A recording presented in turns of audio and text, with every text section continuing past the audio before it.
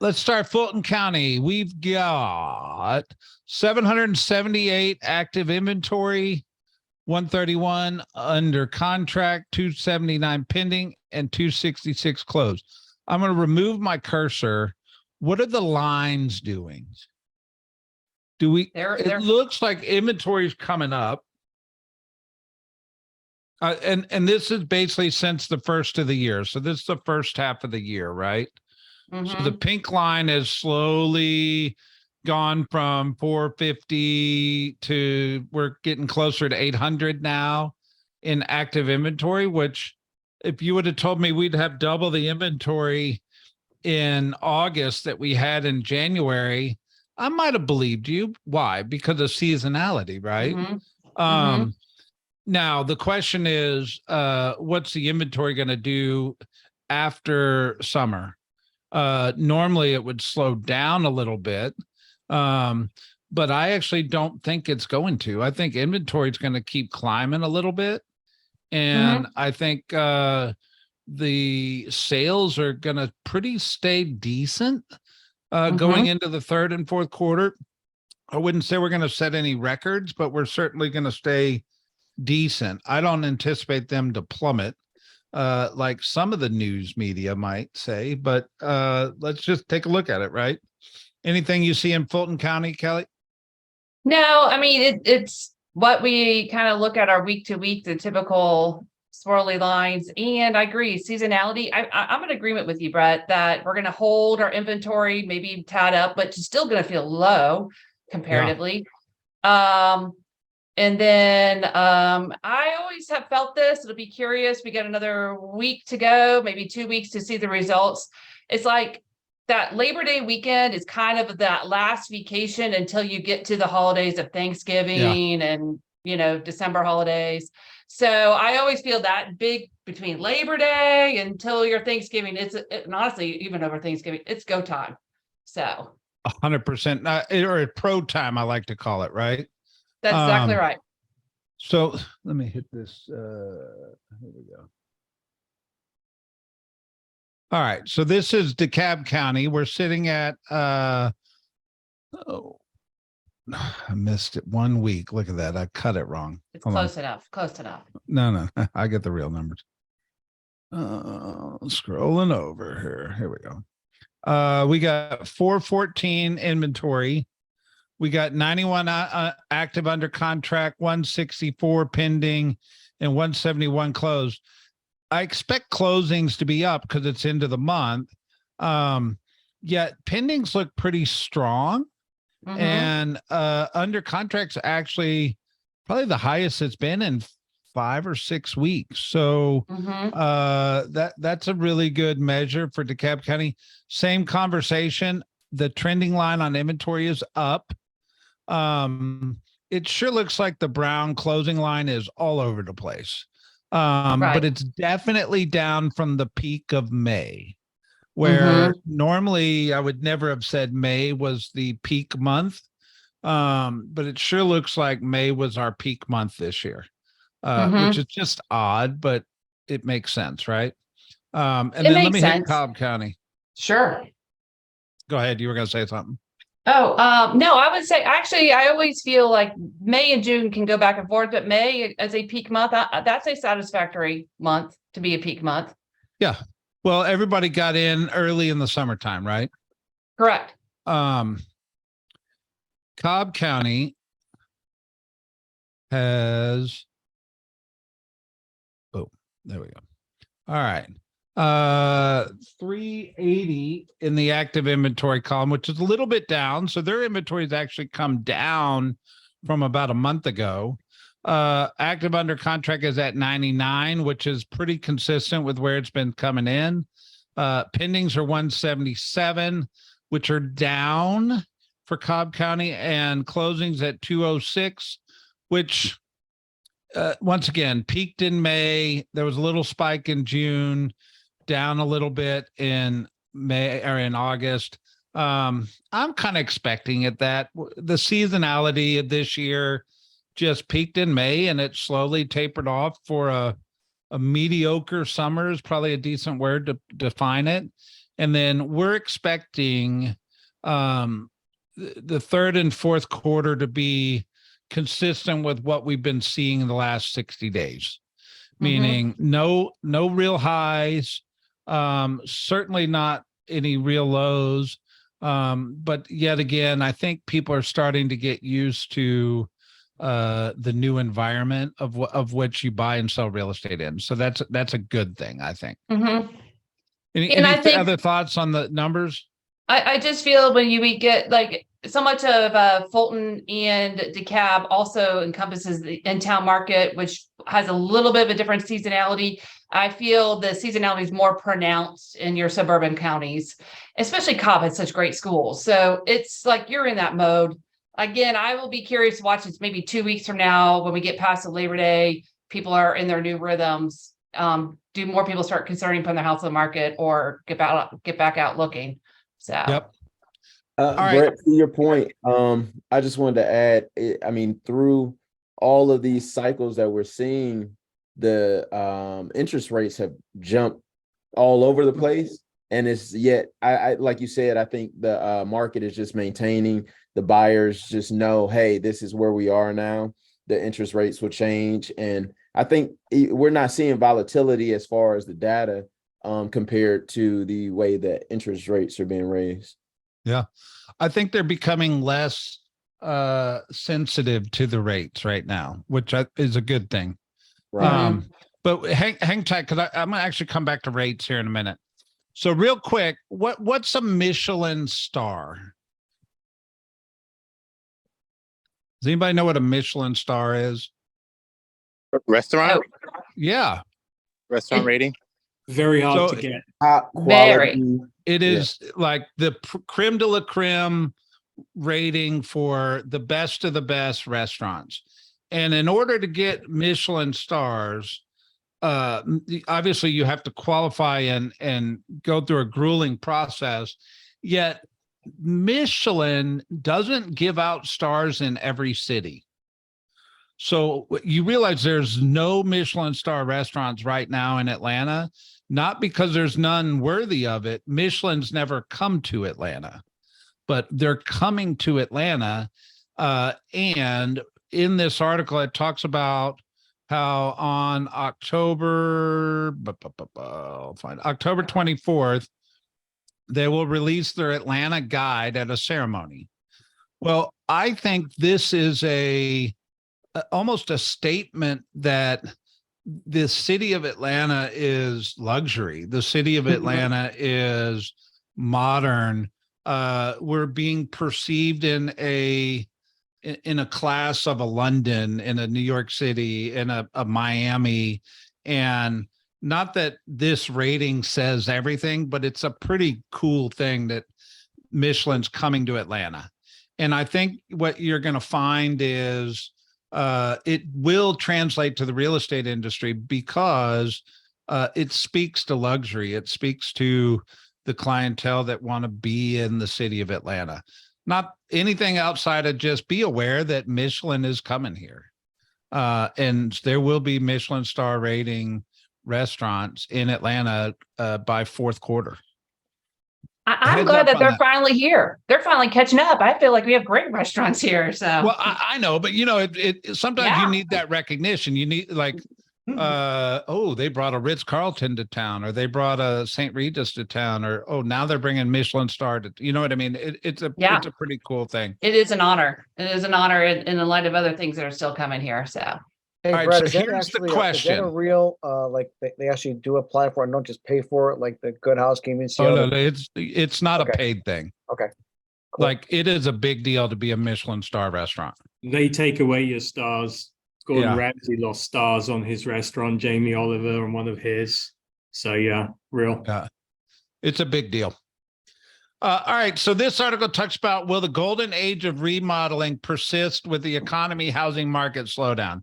So HGTV and remodeling your house, upgrading your house, is that a thing of the past? I have read an article that said Home Depot is drastically down from people going and remodeling. But Kelly, here's the conversation I thought about when I read this, not if the remodeling was down, but I thought about this for new or for purchasing. So if you were going to go remodel your house, and let's say I want to go finish out my basement or do a remodel on my house, I'm going to need $100,000 to $200,000 probably, Mhm. right? Yes, What's yes. the cost of me getting that money? Assuming I don't have cash, what's the cost of me going to get that money? Yeah, your equity line is still above traditional interest rates. So pulling money out of your home is not cheap money anymore. No, I bet you I'm probably going to end up Oh. paying close to 10% interest on a HELOC. Or if I'm really smart, I'm going to put it on a 20+% interest credit card to update my house. So then the question is, is it really smart to take high cost money to update my house? Or am I just being stubborn saying I don't want to spend 7% interest on buying another house? Because I think this is a context that agents need to have in their dialogue when somebody says, no, we're just going to remodel our current house. You might ask, well, what cost of money are you going to pay to do that? It's an objection. While some of the remodeling costs may have gone down slightly since the pandemic, it's still relatively expensive. Your materials are still at, not the peak, but just a little below that too. So it's certainly a consideration to a conversation to have with your future sellers. Well, but I think no matter what, at 7% interest, you're still going to come out ahead selling and buying the next house than you would trying to update or upgrade your current house to satisfy your need, right? Correct. And I think that's important to understand that, because I think a lot of people are going to say, oh, we're just going to stay in our current house and we'll remodel, or we'll do an addition, or we'll update. We actually have one of my agents in the office. We actually just had this conversation, ironically, this morning. So someone who bought the house a handful of years ago thought they would remodel. And of course, life gets busy, a bunch of kids, you doing all these things you do every single day. You never get to the remodel, and they want to sell. And it was that conversation of, you have built in so much equity in addition to the appreciation, even with your out of date house, like there may not be too many reasons to do the big remodel. Okay, fresh paint, the standard staging. Okay, maybe we put in some freshness, maybe updated a fixture here or there, make it fresh, but the open up the walls, do all that. There will be someone else out there who will look at that as an opportunity, or we price it right and get you into the next house. Especially living through construction, it's not there's a cost of lifestyle with that. Perfect. Somebody put in the chat their lender told them 9 to 12% on a HELOC. And then I got a private message. Somebody asked if we were recording this. I'll remind you, if you go to the KW Heart of Atlanta YouTube page, all our things we do are saved on there. So you can always find the recording there. All right. How to avoid a smoke and mirrors text trap. So here's what you need to know in this article. We as real estate professionals are really good at spending money on shiny pennies. And if you're looking to cut cost, there's probably quite a bit of money you're spending in a technology space that you could save money around. Or it should be a reminder that technology is not going to fix all your problems. You are going to fix all your problems, and be careful of what you spend your money on. I will tell you, you'll hear over your course of your career of some agent doing this piece of technology and they're having massive amounts of success, but it's $1,500 a month, and then you got to spend this, and next thing you know, you're broke. So it's just a constant reminder that in the current economic state that we're all in, be cautious of your tech spend. All that to say, I will admit Command's not perfect, But no CRM is perfect. And it's included with what we bring to the table for you guys. So I just think that you should be a little cautious around technology, and that's why I throw this article in here. You want to add any commentary on that, Kelly? I was going to say the exact same thing is, I think we haven't explored our own technology to its fullest yet to even see, can it even do maybe 80% of what we hope that these magic bullet technologies that they want to trap us in. And I would take most things at a good 80% and then know how to hone in my skills. I find we spend way too much on stuff that we don't really utilize, or we have free stuff to us and we don't utilize it. So I think it's a good moment to audit our tech. It's a good moment to audit, and going into the third, fourth quarter, if you're going to cut something, do it now, and tighten up, because if you're anything like me, you find a great product, you spend $500 or whatever a month on it, and you only use like 10% of the product. But you know that it can do these things, but you don't necessarily use all those features. So just hold yourself accountable. It was a quick and easy a thought process real quick. All right. This is they called it the Goldilocks speech, which I'm not really sure where that came from, but here's what you need to know. The Fed is super motivated to get inflation down to 2%. And here's what he said. He said, in a luncheon address from Jacksonville, Wyoming, Lagarde said the central bank is standing firm on its goal to achieve 2% inflation. In doing so, she said the ECB will continue to set interest rates at sufficiently restrictive levels for as long as necessary. Real optimistic speech here. Bottom line is they want that 2% target inflation to happen, and they're willing to deal with the casualties along the way. Where does that leave us? It just means, if you read any Inman article, the thing that I love about this is the first sentence is this sentence in every single Inman article. No one can predict the future of real estate, but you can prepare. So if you understand that and you go listen that, hey, the Fed may raise rates again, interest rates are now 7. We shouldn't pay attention, but it shouldn't be driving us. Correct. If we're so focused on what this conversation is happening, we're not focused on how to go find the have-tos that need to buy and sell real estate. That 7% really doesn't matter. Correct. I think it's a conversation about interest rates is something to understand, but if that is our sole conversation, we are missing the opportunities. And I think it's just a distraction to it's understanding there's 7.25-ish now, kind of. Yeah. It's a distracted if we make that an excuse as to why we can't do real estate. There's all the ways we keep talking about why people want to still buy real estate or sell it. So, well, I tell people there's 51 million U.S. homeowners that have a mortgage on their property. And there's 32 million U.S. homeowners that have a mortgage less than 4% interest.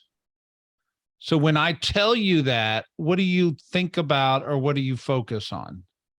I can tell you most people hear, dang, that's 32 million people that have a mortgage with less than 4% that I'm probably not going to be able to convince to sell their house and buy another house. Oh, wow. Or what you missed was there's almost 20 million people that have a mortgage over 4%. That probably aren't as sensitive to the mortgage rate. There's also a whole chunk of people on top of that are free and clear. By the way, there's a whole nother chunk of people that don't even own real estate. So there's a whole lot of conversations. You just got to make sure your head's focused on the right segment. Correct. And even of those 32 million, there's still people in that group that are going to have babies, get married, get divorced, maybe get a new job. Life will continue to progress. So, there's the 20 million plus those in that 32 that have life reasons to move. Yep. This article talks about interest rates stay anchored after the hawkish speech. What's interesting is Wall Street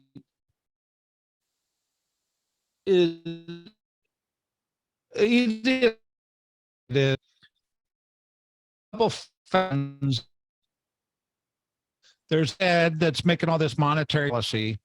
Wall Street, which you could define Wall Street as my break. Did I break up You're for good. a minute? You did, but we're catching I broke up for a minute. You got Fed, that monetary policy. You got Wall Street, that you could define it as the consumer response. They spend their money based on how they feel about the economy.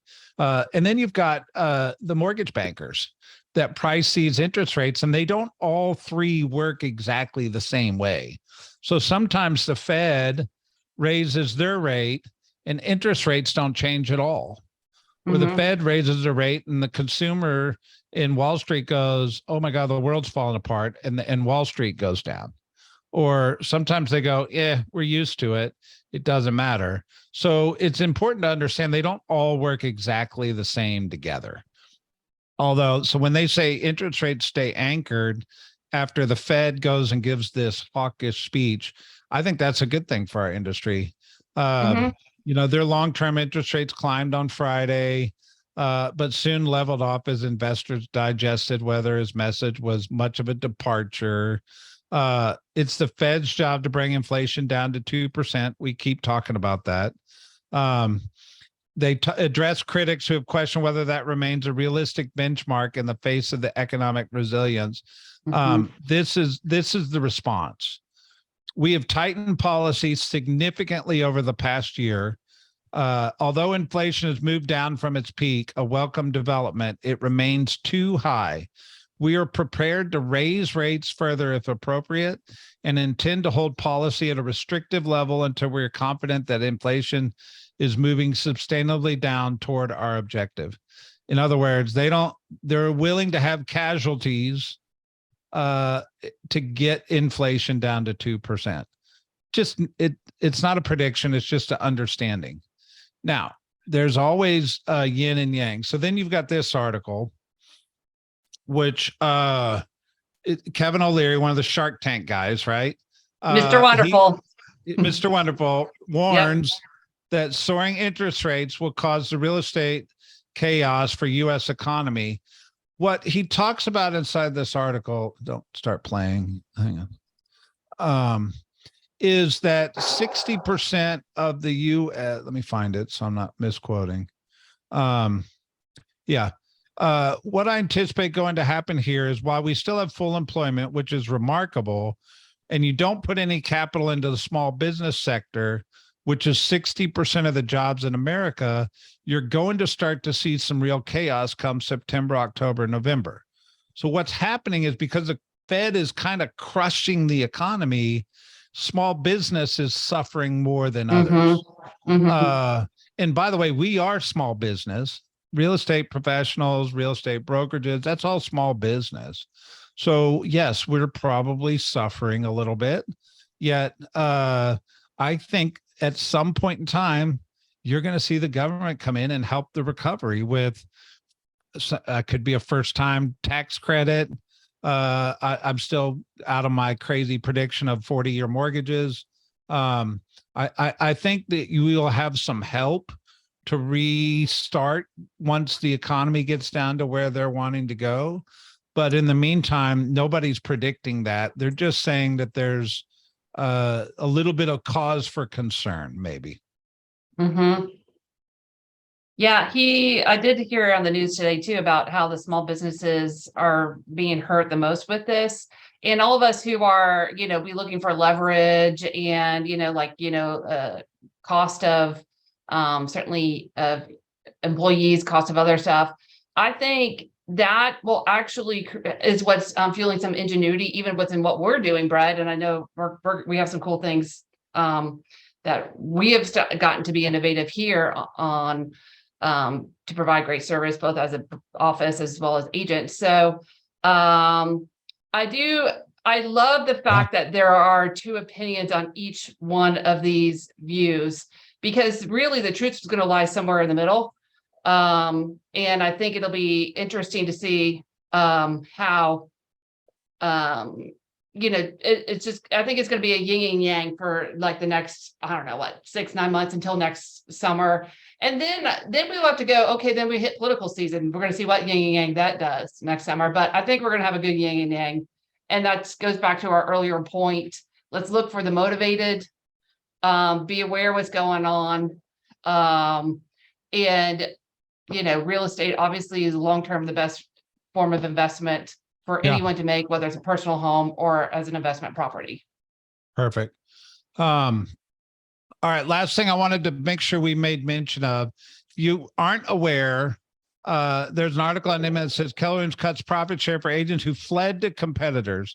So you might have seen a whole bunch of information about this. Probably half of it's true, half of it's not. Here's what you need to know about it. If an agent was with our company and went to a competitor and is competing to try to take down our company, yes, they made a motion to reduce their profit share if they're in that state. If somebody retired from our company, if somebody is no longer selling or whatever, this has nothing to do with them. This is only the people that have gone to our competitors and are looking to take us down. But nonetheless, yes, that motion was made at the International Agent Leadership Council. It was passed.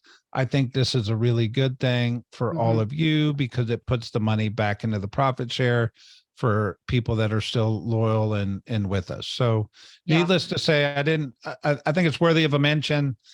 If there's any questions, everybody's got my number, I hope, or your team leader's number. There's not a lot to say about it. I just wanted to make mention of it. So my question, Kelly, would be,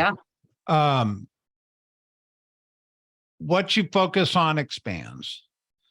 So if I'm focused on interest rates being 7.5, or I'm focused on the 32 million US homeowners that have less than a 4% interest rate on their current home, I'm going to focus on ways I can't win. But what should I be focused on? The opportunities that still exist. Yeah. And there's still plenty of them. The one great thing about where we are is our prices are still very handsome. So when you sell a house, you'll probably get paid handsomely for it. Yeah.